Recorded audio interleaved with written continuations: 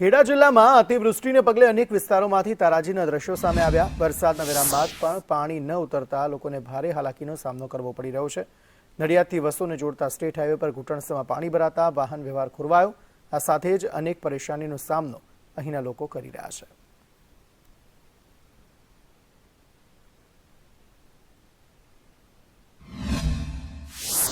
તો હાલ આ વસોથી નડિયાદને જોડતો મુખ્ય માર્ગ છે, સ્ટેટ હાઈવે છે અને સ્ટેટ હાઈવેની હાલત કેવી છે આપ જોઈ શકો છો। આજે 4 થી 5 દિવસ થયા છે, છતાં પણ હજુ પાણી ઓસર્યા નથી, ઉતર્યા નથી અને આ રોડ હાલ બંધ હાલતમાં છે, કારણ કે અહીં આગળ કેડસમાં પાણી ભરાયેલા છે અને તેને કારણે આ એક ફાર્મ હાઉસ પણ જોઈ શકો છો। રોડ પર જે ફાર્મ હાઉસ આવેલું છે તે પણ અત્યારે પાણીમાં ગળાડૂબ છે।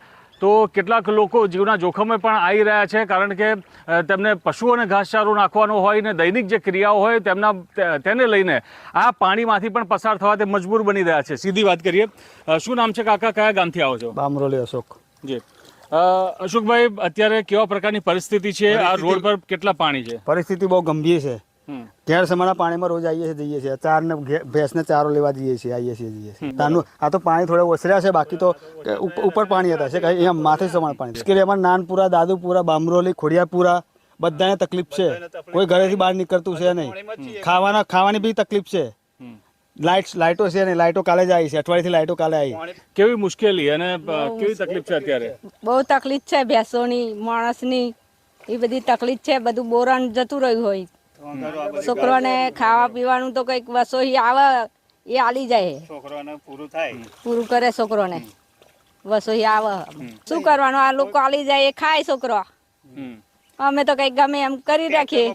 આ ઘાસ આજે લઈ આવીએ અમે, આ પાણીમાં અઠવાડિયું થઈ ગયું પાણી આવે, પણ આ ઘાસ અમારે આ 4-5 જણને પૂરું કરવાનું, આટલું કલ્લો નાખીને શું કરીએ? બીજું ઘાસ છે નહીં, પૂરા હતા પલ્લી ગયા ઘેરે, પાણી તારે પ્યાહી ગયું એટલે। તો અત્યારે તમારે ઢોર ઢાંખર છે, કઈ પરિસ્થિતિમાં જીવી રહ્યા છે? અત્યારે તો એવું આમ કોરામ કાઢી લીધેલા ઉપર ટેકરા ઉપર, એટલે પછી વધી હવે આ તો લઈ જઈને નાખવું પડે ને, અમારું ઓછું થાય એટલે જીવાડવા માટે તો। કરુણેશ પંચમેદી, સંદેશ ન્યૂઝ, ખેડા। કેવી પરિસ્થિતિમાં જીવી રહ્યા છે સીધા તેમની સાથે વાત કરીએ। બા, તમારું નામ શું ને કયા ગામથી છો? હીરાબા વનપુરાથી। હા, હીરાબા, અત્યારે તમને કેવી તકલીફ પડી રહી છે, કેટલી મુશ્કેલી?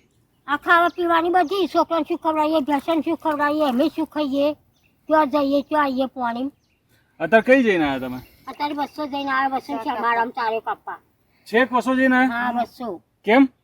ચારે લેવા ભેંસને ખવડાવવા। હા, તે છેક વસો જવાની શું જરૂર હતી? પણ શું ખવડાવીએ, તો બધે પાણી પ્યાહી ગયું હોત, ભેંસને થોડી ભૂખા મારી નાખાય। મારે ચીલા બોતેલી પ્યાખે ભૂખા પાણી અંદર ભરાઈ ગયું। તમારા ગામથી વસો કેટલું દૂર થાય? 3 કિલોમીટર। એટલું ચાલીને આવ્યા તમે? એટલું ચાલીને આવ્યા, ચાલીને હેલ્યા ઘેર પાણીમાં જ છે। હા, બધું નાનપણ પાણી પ્યાહી ગયું, પાણી અંદર ભરાઈ ગયું એટલે બધું ડૂબી ગયું, એટલે શું કરીએ? બગડે બધું શું ખવડાવીએ, આપણે શું ખાઈએ, ઢોરનું ઢોકના શું ખવડાવીએ? આ પરિસ્થિતિમાં જીવવા મજબૂર છે। છેલ્લા 1 અઠવાડિયાથી લાઇટ, પાણી, જમવાનું આ તમામ વગર અને તેમના ઘરો પણ પાણીમાં ડૂબી ગયેલી હાલતમાં છે, તેમાં તેઓ જીવવા મજબૂર બન્યા છે। કોઈપણ પ્રકારની તંત્ર દ્વારા કોઈપણ પ્રકારની મદદ તેમને પહોંચી નથી અને તે અત્યારે આપ જોઈ શકો છો તેમના ગામથી છેક વસો દૂર તેમને 4 ગાયો ભેંસો માટે 4 લેવા જવું પડી રહ્યું છે। કરુણેશ પંચમેદી, સંદેશ ન્યૂઝ, ખેડા।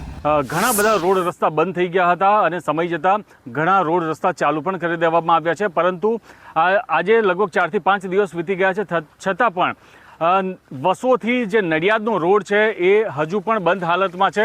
આ નડિયાદનો રોડ આપ જોઈ શકો છો કે અત્યારે કેડસમાં પાણી આ રોડ પર ભરાયેલા છે, આગળ જાઓ તો છાતી સમાણા પાણી પણ ભરાયેલા છે। આ એક કાકા છે જે 4 ઘાસચારો લઈને આવ્યા છે, તેમની પાસેથી જાણીએ કે કેવા પ્રકારની પરિસ્થિતિ છે। કાકા, આ કયો રોડ છે, ક્યાંથી ક્યાંનો જડતો અને અત્યારે જે પાણી ભરેલા છે, કેટલા પાણી ભરાયા છે? તમે જઈને આવ્યા અંદર? આટલું પાણી છે, પાણી। હા, અને કેવી પરિસ્થિતિ છે? તમે જઈને આવ્યા તો કેવી પરિસ્થિતિ છે અત્યારે? અઠવાડિયે ખરાબ છે પરિસ્થિતિ અમારી, પાણીમાં ફરી આવી। બામરોલી, પલાણા, રામપુર, પીજ, ટુંડેલ, વસો, બધા દેવા, પેટલી, ઋણ, નવાગામ, આ બધા ગામોમાં પાણી છે। કરુણેશ પંચમેદી, સંદેશ ન્યૂઝ, ખેડા।